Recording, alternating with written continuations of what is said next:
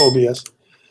And we're back. It's COMP305, Game Programming 1, and it's week 3, lesson 3, part 2, and we're talking about the build that we're doing for Mail Pilot.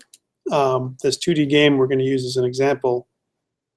There's the other one is still loading up, the other version. We had 53 minutes on that one. But what I'm going to do is continue with this this demo. So we're back to this one. I'm going to turn the light off for a second.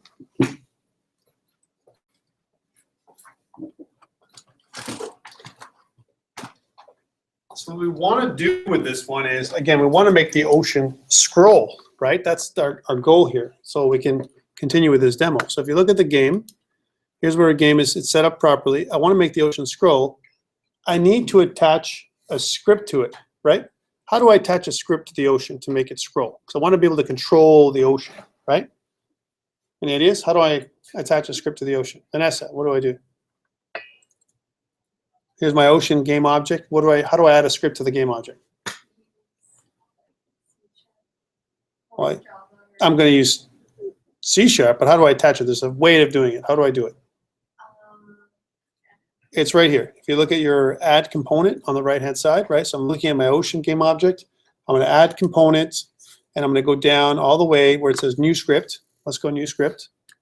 And I'm going to name this script, and there's different names you can use. You can use ocean slider, right? Ocean mover, right? How about ocean controller, which is what I like. So we'll say ocean controller, right?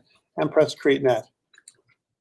What this does is it adds a script, but oh man, it adds it in the middle of nowhere, in no man's land over here, right? We don't want that. We want to take this ocean controller script and put it inside of our scripts folder, right? So we can keep organized here. So there's my ocean controller script inside my scripts folder. And now I'm going to double click on this one to start off mono develop, right? So let's wait till that starts off. Here's mono develop, right? Our little editor. Again, if you're using Windows, Visual Studio 2013, 2015 might pop up depending on what version you have loaded up. That's totally cool. There's a really cool extension for Visual Studio 2013 and 2015 for Unity. That's called Unity for Visual Studio, and you can totally use that. A little bit better code hinting here. I'm using the Mac, so mono develop is just perfect for me. Okay, so a couple things I got here. I've got my start and I got my update. Which of the updates am I going to do my ocean controller in? Is it going to be update, fixed update, last update? Which one? There's 3 of them. Which one am I going to use to do my moving? No. Fixed update is for physics, right? Fixed update can be used, right? But I'd rather use update here because I'm not really applying any physics to this thing. I'm just using movement, moving my ocean, as an example, to different positions. Using fixed update things that don't require and negatively impact performance of things that do require. Correct. There's some differences. So what you want is, if you want to do any kind of physics, if I want to push an object, I want to use fixed update because update is variable. And if I push an object with physics and if I use update, you might get a bit of a skip sometimes. And it might look really weird, especially if you have multiple objects like that, right? So what we want to do is we want to use update. Okay. So here's my ocean. Now I want to move my ocean in a certain rate, right? And I want to make this variable, I'm going to call it speed, I want to make it available on my inspector. What do I need to, how do I declare my variable here? And how do I make it available on the inspector? What's the way to do this? Does anyone remember? Do you remember how to do it? I want to declare my variable speed, and I want to make it available on the inspector in Unity. What do I do?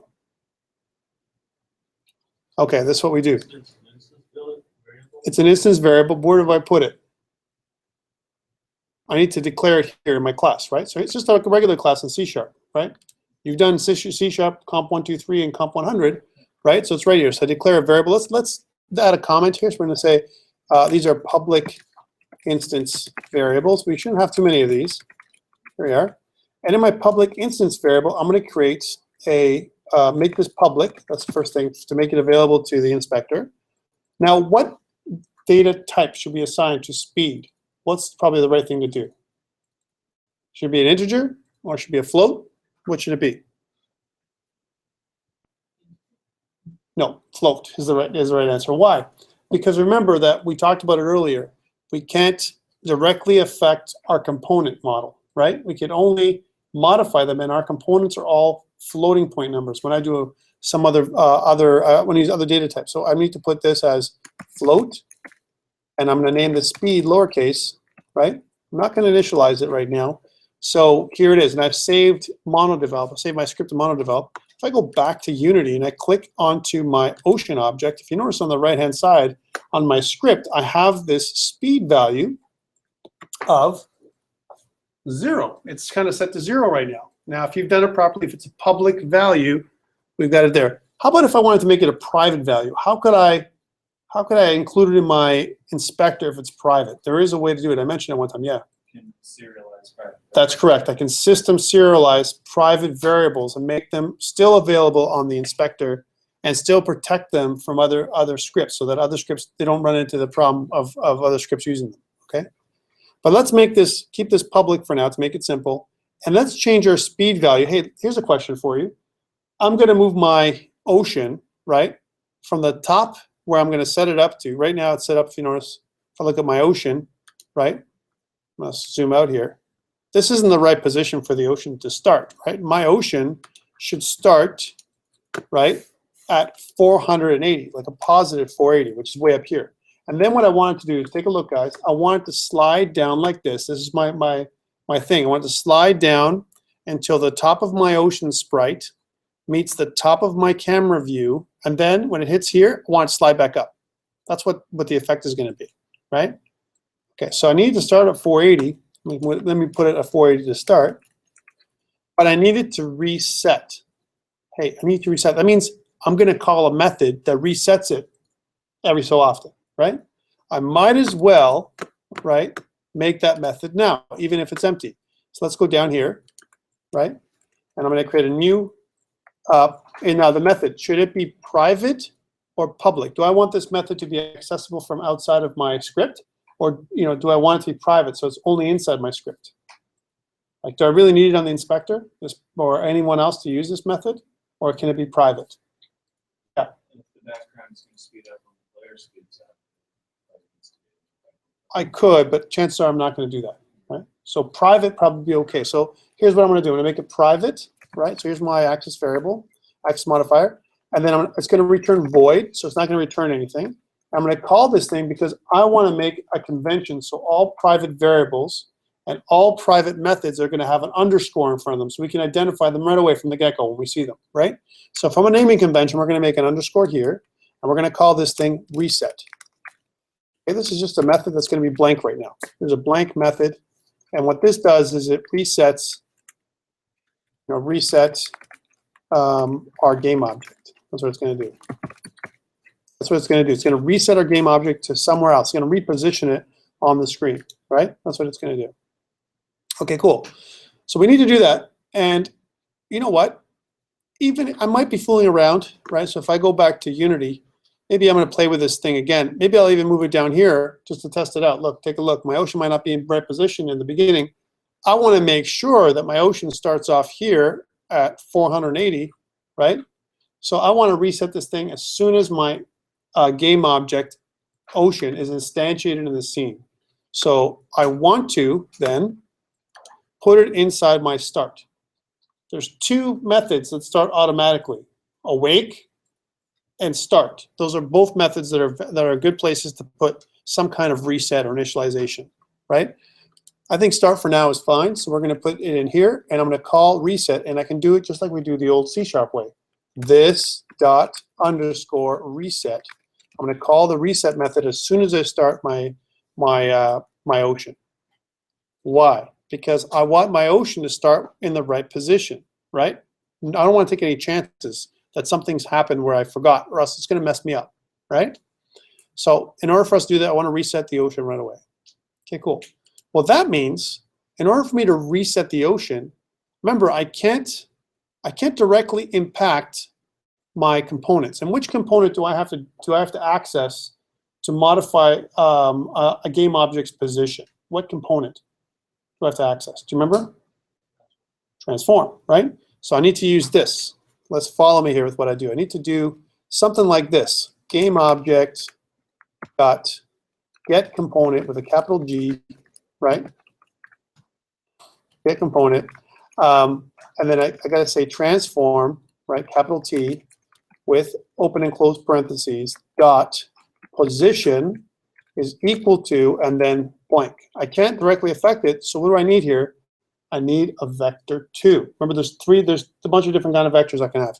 I can have a vector 2 for 2D x and y coordinates, vector 3 if I want to impart motion and direction to a 3D game object, and I also have a vector 4, which I'm really funny about teleportation or something around that, because I don't know what vector 4 is supposed to be right now, right?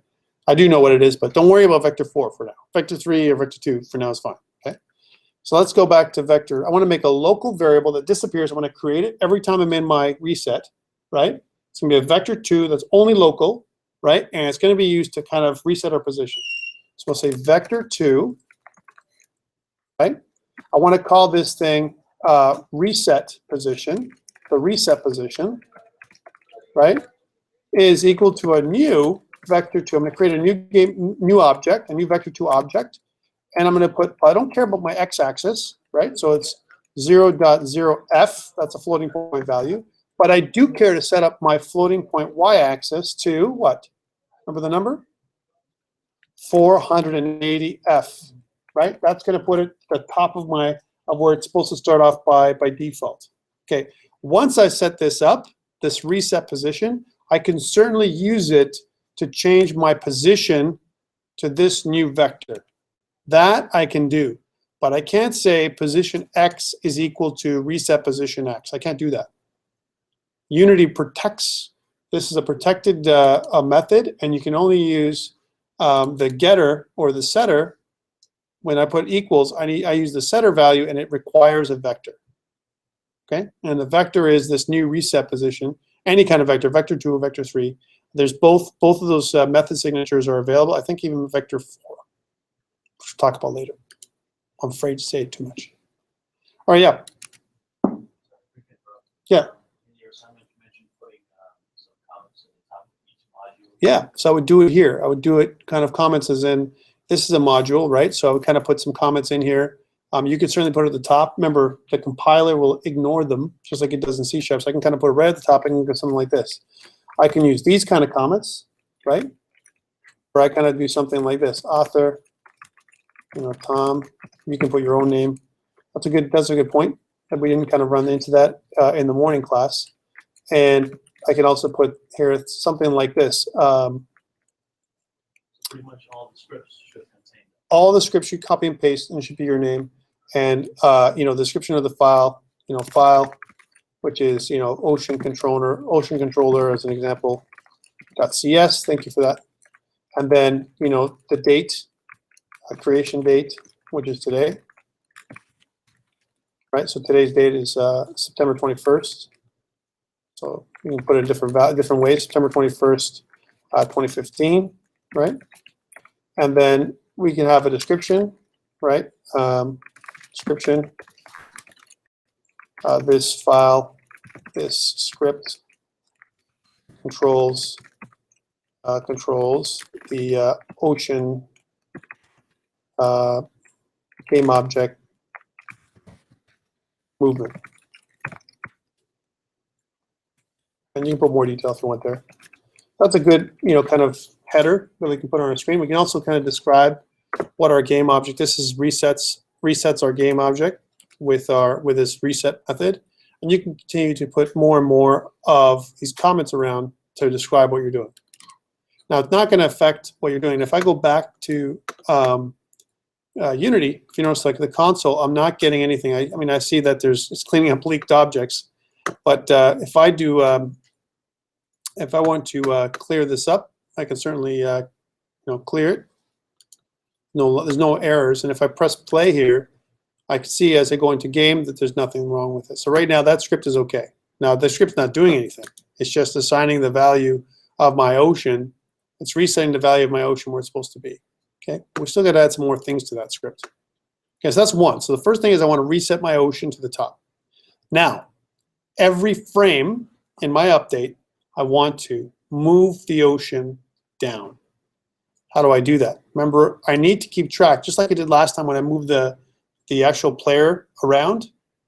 I want to keep track of its location. I want to keep track of my ocean's location every update or every frame. And in order for me to do that, I need a vector 2 again. So let's go another local vector 2, right? Again, this is just going to be a container object, right? And we're going to call this vector 2 current position, right? Here's my current position for my ocean. And what is this going to equal? Current position is equal to new, right? Vector 2, a new vector 2 object, right? Now again, I can initialize it like this. I'm going to do it in a different way than I did in the morning, just because that way this is the right way to do it. In terms of, I'm initializing it to 0, 0, 0, right? That's kind of like, I've initialized I created a new object. It's called current position. Okay, the next thing.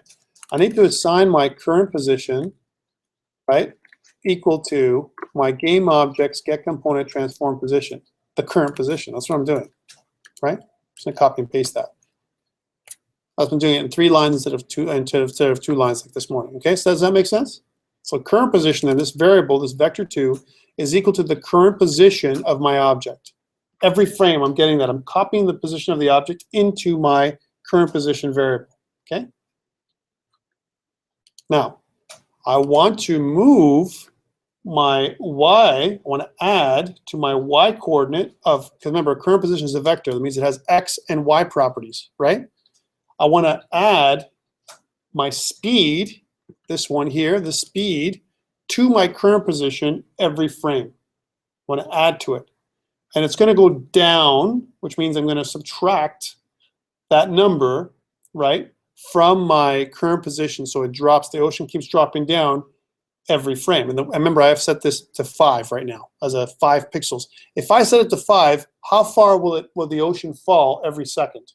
If it moves 5 pixels every frame, and if I'm doing 60 pixels per 60 frames per second, how many pixels will it move down every second? Exactly. Well, approximately, depending on the hardware.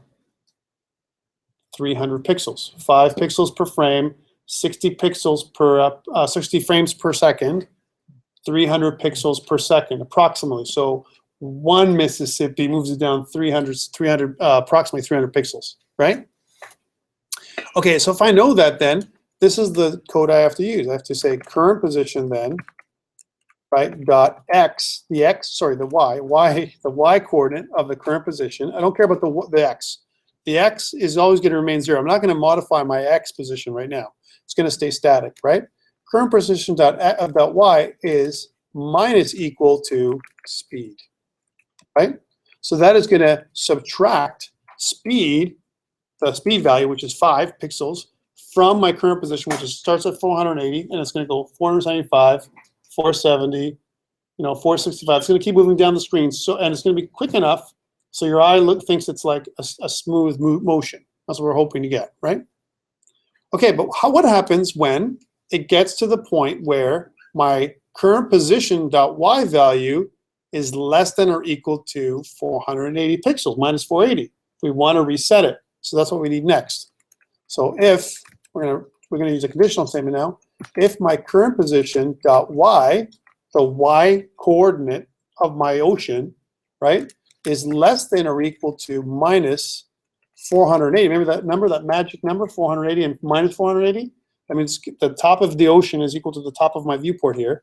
If it's less than that, then what do I want to do? I want to, my if statement, I want to do what? This dot underscore reset. I want to reset the screen again, right? Reset the game object. So in this little algorithm here, it's going to take the current position, right, from the game object every frame, subtract my speed value, which I put in, which is 5, and then check to see, here's my bounds check, my boundary check. So bottom boundary check, that's what this thing does, to check to see if my ocean's gone below my bottom boundary or my top boundary. That's what it is. That's actually what it is. So top boundary check. Top boundary check. I'll say ocean or game object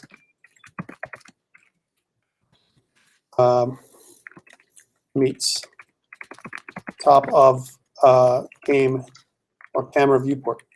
Camera viewport. That's what it is. So they kind of come together. I need to reset it. That's what it does. Now reset the object. That's what this thing does. Resets our game object. Right? Call reset.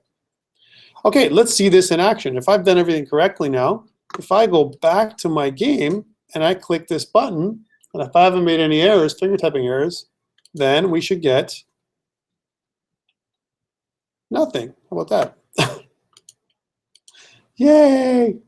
Well, let's see why. Right? So there's a couple things. So I'm gonna go back to my Ocean. Here's my Ocean script. And hey, my speed is set to 0. This is why. Take a look over here. I forgot to set this up to 5. Or maybe I fooled with my script, so this reset.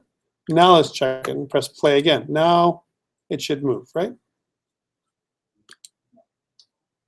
Okay, hey, so what's happening? Why is it not resetting? Why is it not moving? And I was able to make this move earlier today. But why is it moving? I know why the reason is, by the way. We missed a step. Let's take a look here. I know exactly what it is. All right, well, we did this minus game current position is minus equal to speed, but we never set the current position to our game object. That's what we missed. So let's do that. So move our game object. So it's take the game object, transform position. Remember, we can't set it up just like we did over here. And we got to make it equal to what? Current position. Right? So now, we'll say in the little comment here, move the Ocean or the game object, we'll say game object to the new position, to the current position. That's what this is doing. Okay, let's try that. That was a bit of an error on my part. And let's run it, and hopefully now we're doing what we're supposed to. So it looks like the plane is flying up the screen. It's an illusion, right? It's not flying up the screen. The ocean's coming down, right? You should see this. You guys all see this? Yeah. Okay. So what's happening here, the plane looks like it's flying because we got a false shadow and all this kind of stuff. Hey, this is cool. Here's something we can do in game. So I'm looking at the game. Take a look at there. I'm going to kind of go to my scene, and this is what's really happening. Take a look. It's resetting here. So it's doing exactly what I want it to do. It's coming down, and as the top of the ocean meets the top of my screen, boom, it resets. Now it's doing it so smoothly, it's looking like this. You can't tell when it resets so much. There it is. There it was just reset. You see it? It's so slight. There it is. It reset again. See how it's just resetting? There's some slight differences in the background. And by the way, there's some imperfections. You mentioned it before, how you saw some wonkiness, right? Well, that wonkiness is what you're seeing here, that little slight imperfection. It's so minor that it's not a big thing. And you can find backgrounds that are tiled so you can't tell, right? And you can also make them yourself if you give a bit of a space between the waves. Okay, let's go back to this for a second because I want to do something. I want to focus in on my player while I'm in play. Take a look. I'm in play, and I'm able to focus in on my player. This is cool. Well, let me use the F key here to focus in on my player. This is what my player looks like as I'm playing, and I can modify in real time what it looks like. This is in game time, right? So I'm live. I'm in real time view. Before I was in kind of like I was in edit time. You know, I was in edit mode, if you will, right? Now I'm in game mode. Right, so there's different modes that are going on here. I'm physically playing. I can also stop. Let me take a look. If I pause the game, if I press pause, right? If I go back to my scene, I can step through each frame as I go, right, to see where the next frame is going to go, and it actually updates all my values, especially if I focus on different things. It changes different values. Okay, let me just unpause this for a second and go back to my scene. This is cool. Well, I don't want my player to start in the middle of my viewport here. I want my player to start somewhere on the bottom. So let's experiment while I'm in gameplay. I want to move this all the way down here, somewhere down here. And if you look at where my player position looks like, minus 197, that's kind of an odd number. Let's make it like minus 200. So I think that's a good number. That's where I want my player to start. Let me just stop the game here and see what happens. My player resets to here, right? Because remember, anything I do in game while I'm testing has no effect on the game. It's just I can test with different values. It allows me that latitude. And this is a great way of testing your game, right? So I know I want to move my player object down the y-axis to about 200. So I'm going to put that in, 200. Oh, wait, minus 200, right? There we go. So minus 200 is where my game object or my player object is going to start from now on. Okay, cool. this is where my player object is going to start. And if I press play again, if you notice, now he's starting from the bottom. He's always there now in game. Okay, cool. That's one. Second, I want to add in my island. And if you think about it, my island and my ocean are almost identical, right? They still flow down. They come from the top and they flow down the screen. And when they get to the bottom, they're going to reset. I'm not going to make more island objects if I don't have to. I'm just going to reset them. That's where we're different than the tutorial online. The tutorial online instantiates new objects. Here, instead of me instantiating new objects and using more memory, I'm going to reuse objects that we've reused before. That's a different way of doing things. It's not better or worse. It's just my choice from a game development perspective. Okay? So how do I do that? First, what do? I need a new game object. Let's do that. So I'm going to go, just click down here, right click.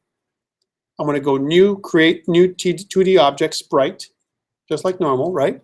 And I'm going to click one more on it and rename this thing to capital I island, right? Island, like this. Cool. My island doesn't have a sprite associated with yet, and I know I have some sprites here in my sprites folder.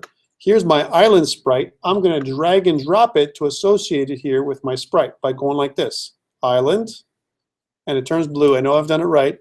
Now my island has problems. My island is pixels per unit is 100. I got to reset this to 1. And I want to change my filter mode from bilinear into point. So it's pixel perfect. You're going to hate me when I say this over and over again. Okay, cool.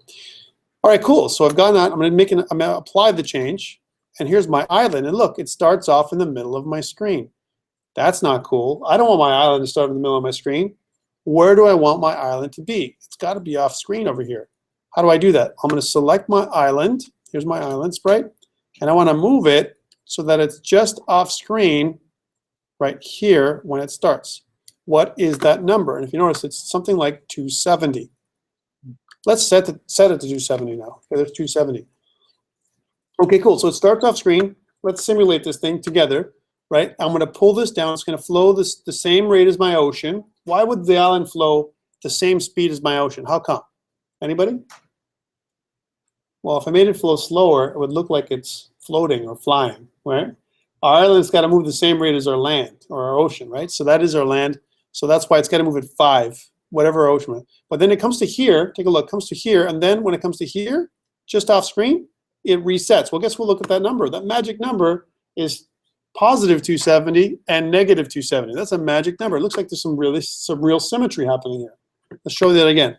So here at the top, right? 270 approximately is right here. And then when it comes down, the island's going to flow down. And as it comes to the bottom, we're going to reset it again. So minus 270.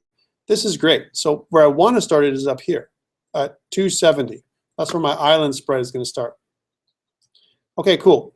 I need a script to add on to this island sprite to control it, just like before, right? So I'm going to save my scene. I'm going to go to add component, right? Scroll down to new script. And then I'm going to add in a new script. It's going to be called island controller. Now this seems very similar, and I kind of mentioned this earlier today. You're going to notice that there are some very similar things.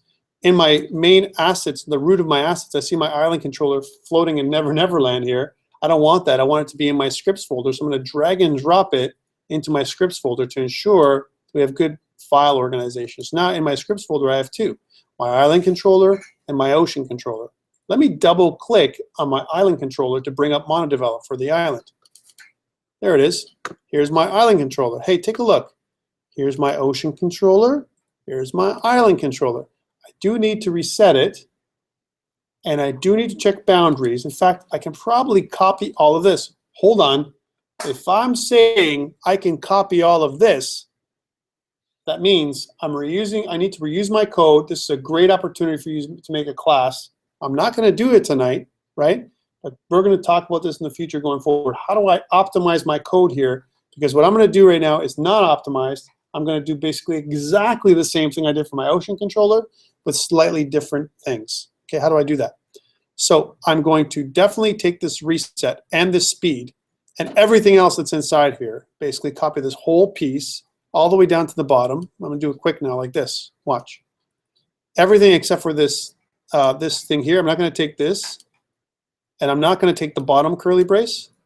So no top and bottom, but just everything in the middle. like this. I'm going to copy it. I'm going to go to my island controller, and I'm going to just punch it in here where this other stuff is. So I'm just going to control paste. Now look what I got. I got my float speed. I get everything else, and I was careful to say game object instead of island, so I didn't have to rename the comments even. One thing that's missing is my description. So if I was going to do that, I'm going to copy those, put that on the top of my island. Now again, this is total copying. It's, like I said, it's a great opportunity for us to reuse. September 21st. I'm going to call this my island control. This is one change we're making. Island controller. Right, here's my island controller script. Right. Now there are some differences. For example, my current position. This is where we can reuse this thing. This controller script. Right. So right now I'm making it so I'm using two different scripts. Right. Island controller, ocean controller, but they essentially do the exact same thing. Right. So this gives rise to the idea of one script that both game objects use with some values that I can share on the inspector, where I can change some values in the inspector and make the script generic enough so that it doesn't matter. It's for both island and ocean. I'm not going to do that tonight. I'm going to kind of put it in place so we can see what it does. And then later on when we see the differences, because there's not going to be just these ones, the clouds are going to be the same. So we have a bunch of stuff that's going to be the same. So maybe we can utilize one script to rule them all, right? Sorry for the Lord of the Rings pun. Okay, let's go into the island controller now. And if you notice, it can't be minus 480. It's going to be minus 270. So when it goes to minus 270, it resets. And where does it reset? It resets to 270F. That's the position. So those are the two changes. That's the only two changes I'm making right now. Everything else stays the same, right? So just the number from 480 goes to 270. And negative 270 respectively. Okay, cool. Let's go back to Unity. And if I look at my island, if you notice there's a speed value here in my my inspector. Let's change the speed value to 5, right?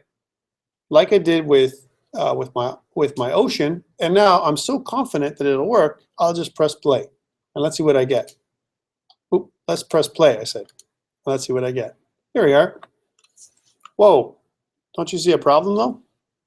Well, there's a couple things, right? A couple things that I got a problem with. Let's stop. Well, first of all, my island, right? My island has order in layer 0. I don't want it to be the same as my ocean.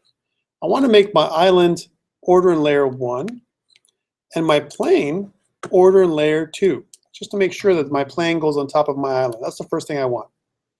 Second thing I want to do, and it didn't work there, you didn't notice much of a difference because they're so close, but that's the first thing.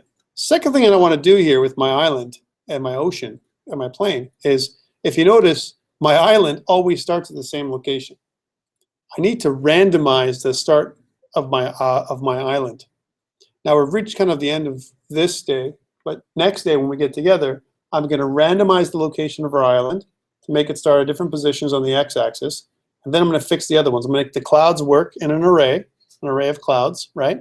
Or I'm going to make a bunch of one cloud that I'm going to make a prefab of, first prefab we're going to make, and I'm going to instantiate those clouds or reset those clouds. After I instantiate them one time, I'm going to reset them and respawn them in a different place, the same position off screen, and they're going to come down in random order and random speeds to try and collide with my player. I need to get a player collider going, right, so that it also can detect the collision and add sounds. Those are all the things we need to do next day, right? Believe me, it's totally doable because we've got the majority of our script right here, right? So let's end this now, and just to test it one more time to make sure it all works, I press play. You should get what I'm getting here, which is I don't have any player control right now. I haven't made a player controller. I've just had an island and an ocean controller. Okay, cool. Now, remember what I told you I'm going to do. I'm going to close up Unity, and I'm going to close MonoDevelop, and I'm going to go into my command line here. And again, if you can do this using the tool, one person mentioned today that if you want to go and download the tool for GitHub as opposed to using command line, you can certainly get it up at desktop.github.com. We can download your little tool for your local platform. I'm using OS 10, so you can certainly download it for that. or you can do it for Windows. And Windows, there's both versions. They do not have one that's like this for Linux, unfortunately.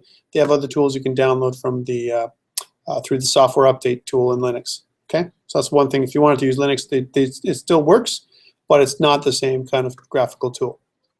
But in our case, what we want to do is we want to kind of update our stuff. I'm going to do it right from the command line again. I'm going to do this. I'm going to say git add dot. So I'm adding all the other files. And I'm going to say git commit -m for message. And I'm going to say added ocean and island controller scripts. Okay, cool. Now I'm going to say git push right, origin master. And what it's going to do, it's going to push my changes up to GitHub, right? And again, if I refresh my repo, you'll see that that commit took. And if I go to my assets on here for you guys to watch this for next day, I have my scripts, and I have a couple scripts. One that's the island controller and the ocean controller. Here's the ocean controller, right? And here's the island controller. So you can always follow along. If you didn't get what I got and yours works slightly different, you can certainly download my version and try it out and compare with your version to see if you missed something, right? Now there's some minor differences sometimes in setup, and if you go into Unity, sometimes those are where the differences are, not in your scripts. So remember, just follow the videos one step at a time, and you shouldn't have any issues. Okay? Well, that's it for me, and see you next day. For you guys, it'll be tomorrow, right, at, if I'm not wrong, 2:30, yeah? 2:30 for section 1. And for section 2, it's going to be on Wednesday at 10:30. I'll be broadcasting both classes, okay? And that's it for me.